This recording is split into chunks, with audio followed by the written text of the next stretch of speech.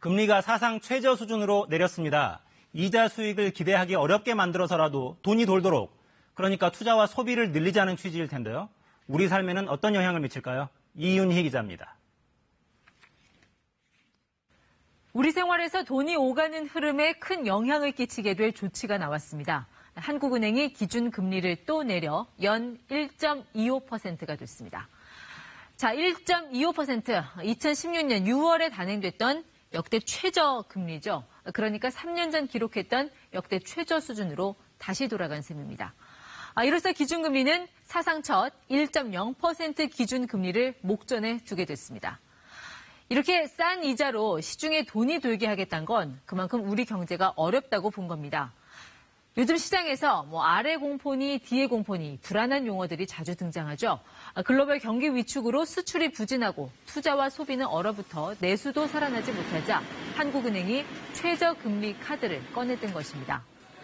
통상적으로 금리를 낮추면 돈을 빌리기 쉬워지니까 민간에서 소비와 투자가 활발하게 이루어집니다. 자국 통화는 흔한 돈이 돼 가치가 떨어지니 수출 기업은 가격 경쟁력을 확보할 수 있습니다.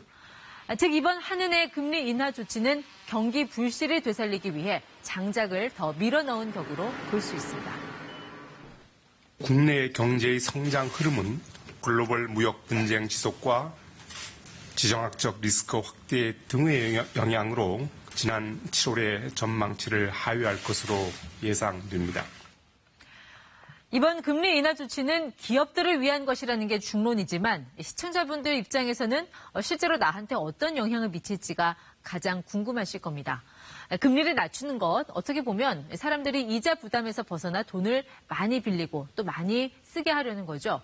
은행에 돈을 두기보다 다른 쪽으로 돌려서 쓰고 또 대출도 받아서 뭘 사고 투자하고 이런 걸 기대하는 겁니다.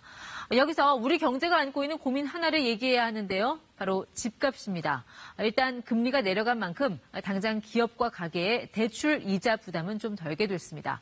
물론 요즘 대출 규제가 워낙 강해서 금리 인하가 부동산 시장에 미치는 영향은 제한적으로 보입니다만 자칫 풀린 돈이 집값 상승을 부추길 수 있다는 우려 또한 제기됩니다. 서울 아파트값은 이번 주까지 15주째 오르고 있습니다. 강남 지역 최고가 아파트의 경우 3.3제곱미터당 가격이 1억 원을 찍은 곳도 있습니다. 정부가 분양가 상한제라는 규제 카드를 꺼냈지만 효과는 아직입니다. 재건축 아파트값을 누르면 신축 아파트값이 오르는 시기입니다. 그런가 하면 은퇴하신 분들의 불안감도 커질 수밖에 없습니다. 요즘 상황에서 이 노후자금 굴리기가 참 고민스럽습니다. 주식이나 펀드에 넣자니 원금 손실이 걱정이고 그렇다고 은행에 넣어봤자 쥐꼬리만큼의 이자만 받게 될 상황입니다. 문제는 이 기준금리가 지금이 바닥이 아닐 수도 있다는 점입니다. 사실 금리는 이미 떨어질 대로 떨어진 상태입니다. 요즘 시중은행 가서 1년간 돈 맡기면 이자 겨우 1%대입니다. 한 달 미만의 초단기 금리는 0%대까지 갔습니다. 이런데도 돈이 몰립니다. 5대 시중은행만 봐도 정기 예금에 올 들어 무려 55조 원이나 몰렸습니다.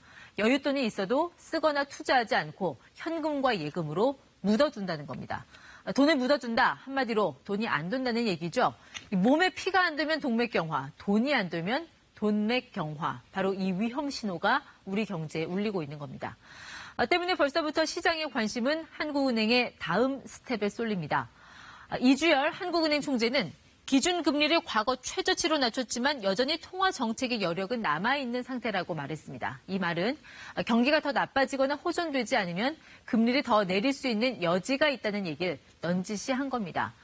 지금 1.25%에서 한 번 더 내릴 경우 기준금리는 1.0%, 경험치 못한 상황으로 들어서게 됩니다. 금융 안정 상황의 변화, 또 지난 7월과 또 이달의 그 금리 인하의 효과 등을 지켜보면서 결정해 나갈 거다. 일각에서는 일본이나 유럽처럼 제로 금리 시대에 진입할 수 있다는 전망을 내놓습니다만 반대로 금리 인하 속도 조절론도 제기됩니다.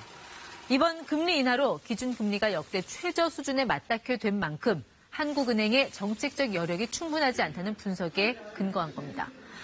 최근 이 봉합조짐을 보이는 미중 무역 분쟁 우려가 거칠 경우 추가 금리 인하 기대감도 지금보다는 사그러들 거란 관측도 있습니다. 한국은행이 과연 어느 쪽을 선택할지 올해 마지막 금융통화위원회는 다음 달 29일로 예정돼 있습니다. KBS 뉴스 이윤입니다.